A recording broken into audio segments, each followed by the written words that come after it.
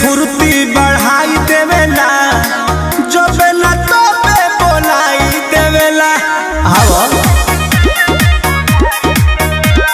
सुरती से फुर्ती बढ़ाई देवेला जब ना तो पे बोलाई देवेला। पिया कबूल करे गरम होन तकूल करे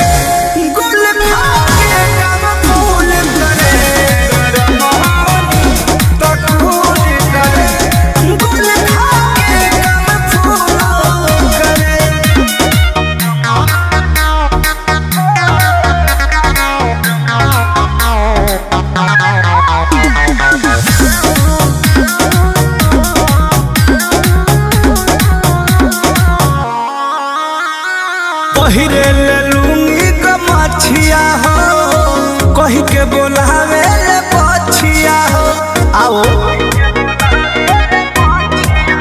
हाँ पहिरे ले लूंगी कमछिया हो कही के बोलावे ले पछिया हो।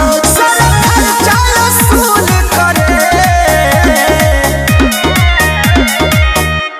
गरम होनी तकूल करे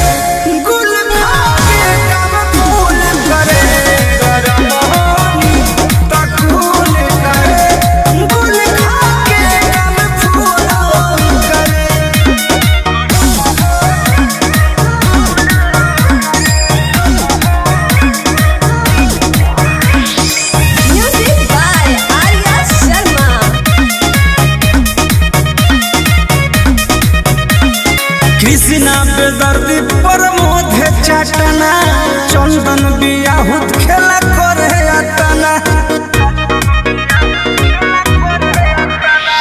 कृष्णा बेदर्दी प्रमोद चाटना संतोष सम्राट खेला करे अतना। पंकज भारी भूल करे गरम होनी तकूल करे